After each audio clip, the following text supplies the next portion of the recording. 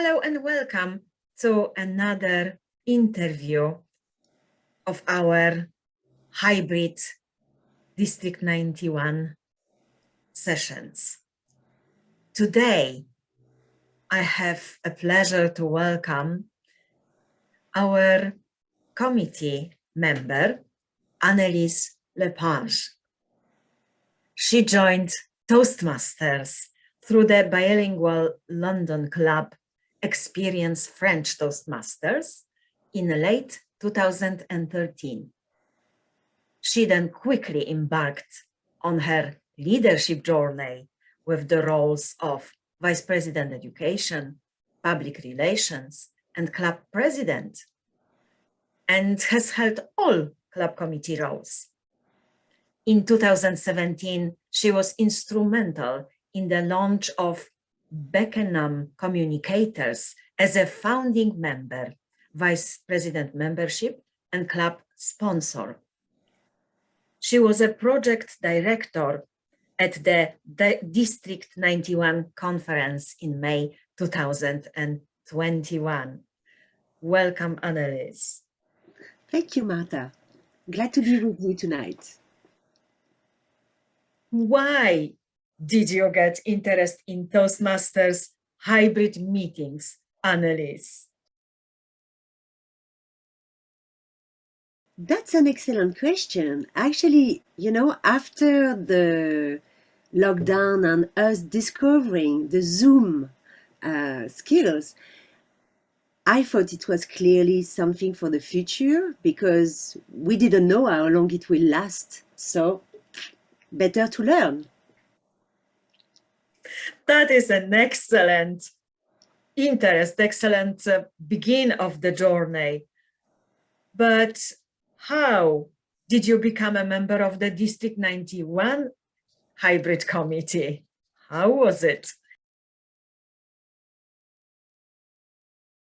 I remember I sent a message to Mo because Julie Kertes told me that he was building a committee for the hybrid, and I said, maybe you would like to be interested in that. I said, well, why not? And one day I sent a message to Mo, and he didn't reply, but it was not important. And then after the conference, or during the conference, I cannot remember exactly, but we had a discussion about the future after the conference, what we are going to do. And then he offered me to join the committee and see how we can work together on that aspect. Oh, that's brilliant. And we have Mo with us tonight, so he will ask you another question. Over to Mo. Thank you very much, Marta, and welcome to the Hybrid Pioneers interview, Annelise. Interesting journey this hybrid committee has undertaken, and it's good that it has evolved this far. And the question really has to be, from your first initial interest and being informed of the hybrid committee, what has been your Toastmasters hybrid journey so far? So the hybrid journey has started at the beginning of the lockdown, actually. We were still meeting, and then suddenly the district say, oh, we are going online now. We are not meeting face-to-face anymore. And our last meeting, I think it was the 16th of March 2020, we had to deliver it hybrid because we had members that didn't want to meet anymore in person already. So with the club president, Patrick, we decided, okay, let's bring 2 computers, a speaker, and then see how we can manage that. And we did that very simply.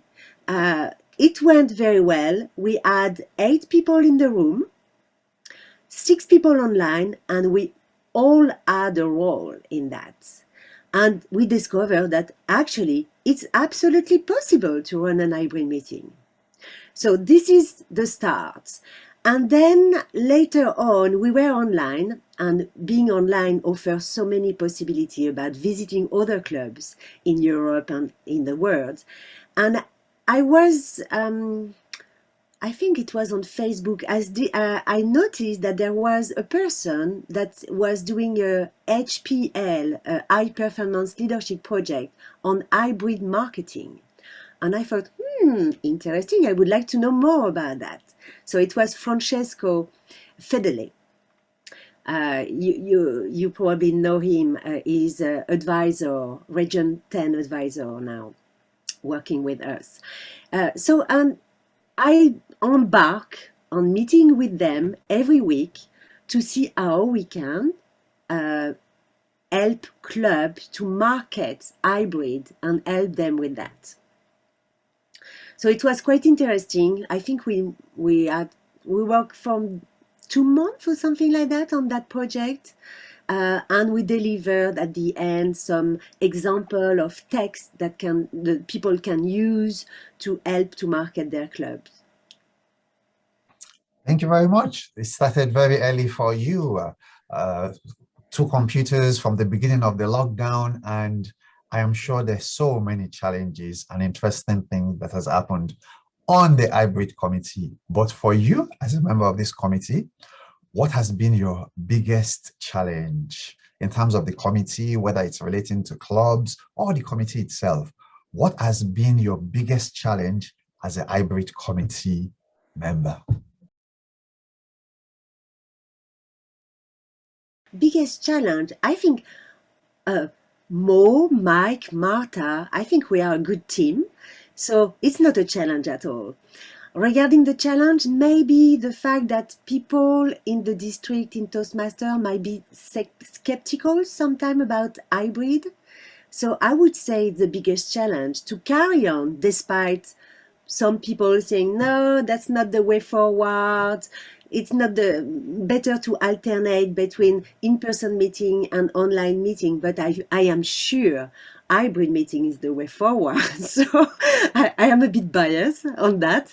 But so yeah, I would say the challenge is to keep going despite some people being skeptical about the hybrid.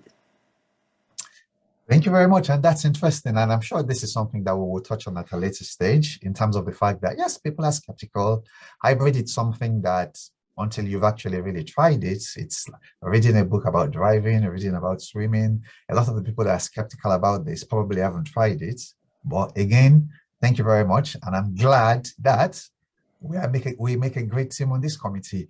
I will pass on to Marta, who is going to ask the next couple of questions. Over to you, Marta. Thank you, Mo. Annelise, what has been your most rewarding experience as a hybrid committee member so far? The same way, you know, around the same topic, seeing more and more clubs weeks after week going hybrid and experimenting and trying, it's really rewarding, definitely. And seeing that how we have shaped also our project regarding the delivery of a support for hybrid, regarding hybrids for clubs meeting and so on. I think it's really rewarding to see the hybrid committee take shape, really, regarding the offer that we can provide to clubs and people, and seeing more and more clubs going hybrid and experimenting with that. That is excellent. That is something that I share with you as well. What about the aspiration? What aspiration do you have for the district, for our district hybrid future? We have started to create some group for discussion. Now we are interviewing people that are going hybrid as well. I would say keep the good work, convince a little bit more people that at least to try for a few weeks to see how it goes, because at first it can seem daunting to do, but maybe it's not that difficult. So yeah, keeping the good work, provide tools to clubs and people, shared experience, and I think this is what we can provide and how we can help. Yeah, that is really inspirational. Thank you, Annelise. And Mo, over to you. Ask another question, please. Thank you very much, Marta and Annelise. I'm actually having fun here, and I'm not so sure I'm supposed to be having fun, but I am having fun. And I know that currently you are the president of Experience French, and I know you were on the committee last year. In terms of your journey with the club specifically, as a club committee member, how did you lead or influence your club in terms of the transition to hybrid meetings? So actually, I used the Pathway project. I'm finalizing soon the visionary communication path. And two of the projects were about sharing your vision. And I decided to use this project to share my vision about the future and how hybrid can be very interesting. So I used the project to speak to the people, to speak to the member, to speak to the committee as well, to express my view on this aspect of hybrid, and also inviting people to come on board and to experience with me what we can do together, because it cannot be one person, of course. But I was sure that I will be on board. So now it was about convincing more people, and we have more people that are on board already, and more people that have joined. On Monday, for example, one of our members came to the pub, so it was quite nice to see him. Also, we didn't really make a questionnaire to our club members, but we had members that were very happy to be online because they are not living in London, they are in France, in Poland, in the States, so they cannot attend in person, clearly. And we also had members that are fed up of online meeting, are fed up of being behind a screen, and they wanted to get back to meet in person.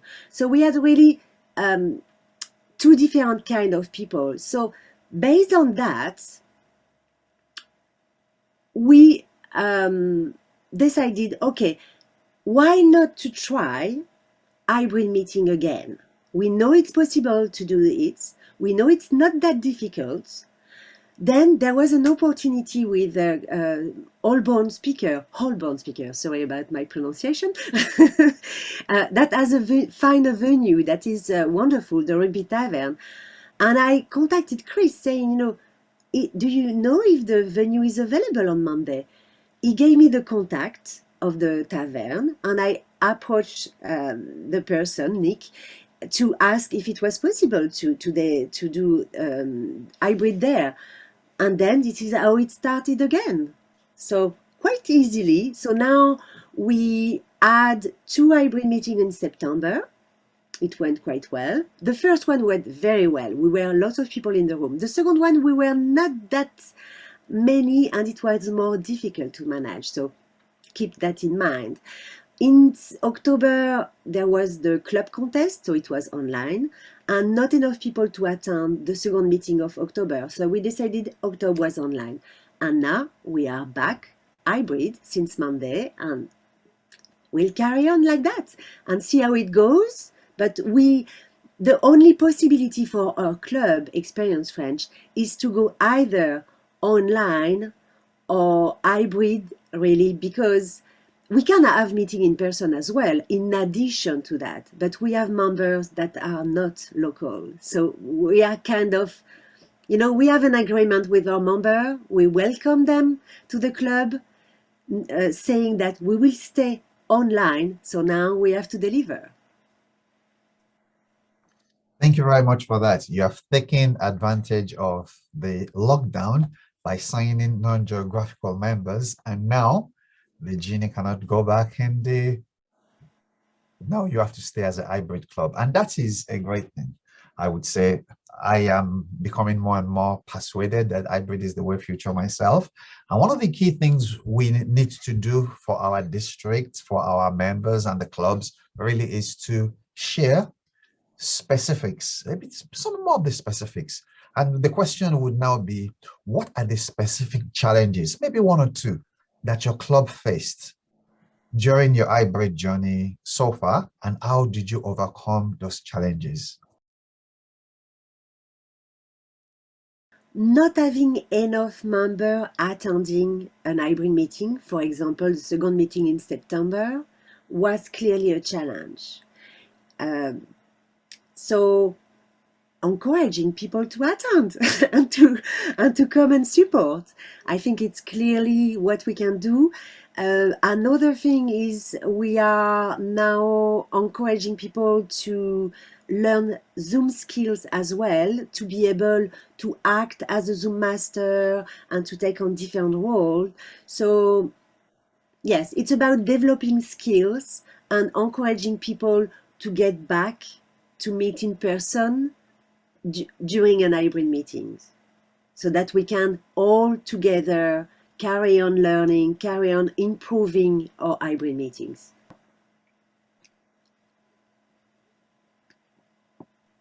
Thank you very much for that. I will now hand over to Marta, who will ask you a couple of further questions. Thank you, Mo. Annelise, it is such a pleasure to listen to your and so different way of approaching hybrid and your individual way to it. How would you say, what are the benefits to your club members, and what feedback have you received about hybrid meetings?